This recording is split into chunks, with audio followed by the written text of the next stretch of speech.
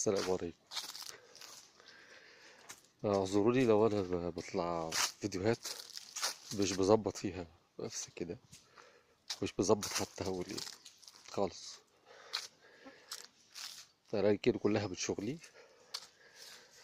وبتبقى يعني افكار معينه او خواطر معينه في دماغك عايز تشاركها مع حد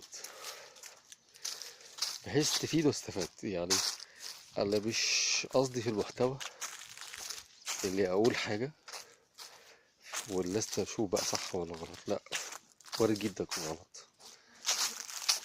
انا قصدي اللي هي حتى لو غلط هلاقي في الكومنتس حد بيقول شيء مختلف وممكن يطلع رأيه صح.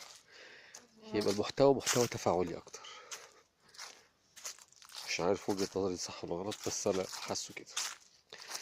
اللي يا جماعة الجهاز اللي في إيدينا ده أخطر حاجة حصلت لغاية دلوقتي. يعني لو افترضنا إن القنبلة النووية هي أخطر حاجة أو أخطر اختراع، تمام، أظن الموبايل والنت اللي في الموبايل أخطر منه. قنبلة هتموت شعب وخلاص.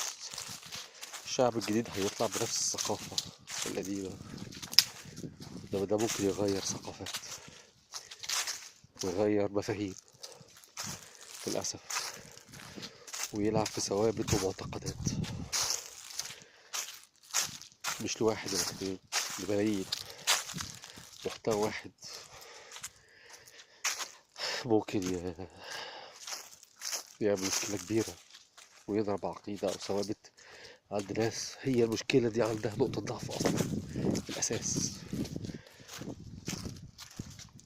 عشان كده يمكن المحتوى، ألعاب المحتوى، عايزه تفاعلي أكتر، وحابب فيه تشاركوا برأيكم. اللي عنده خبرات في الجزء اللي بتكلم فيه أوكي هنسمعه وهيقول رأيه. اللي ما عندوش خلاص هيستفيد من كل اللي بيتقال. يمكن أنا قصدي بيه في المحتوى التفاعلي، يعني قول له منه خاص موجه لراجل وست، فهو موجه لكل الناس، مش بنخاطب شريحة معينة، شريحة مقبلين على جواز، شريحة الستات اللي مش قادرة تفهم الراجل، والعكس الست اللي مش قادرة تفهم الراجل، مش قادر يفهم الست. لأن زمان كان ده بيتم بس على مستوى الأسرة. بنت عايزة تعرف حاجة عن خطيبها أو جوزها تسأل والدتها، تسأل عمتها، خالتها، تفهمها إن الراجل بيفكر إزاي وبيبقى عايز إيه وبيطلب إيه بيحب إيه. والعكس الراجل ميفهمش مراته بيروح لأمه لأخته تفهمه برضه، لا خدها واحدة واحدة، خدها بزي هي فاهمة، فبالتالي بيساعدوا بعض في الجزئية دي. وربنا يوفقنا جميعا في حياتنا كلها.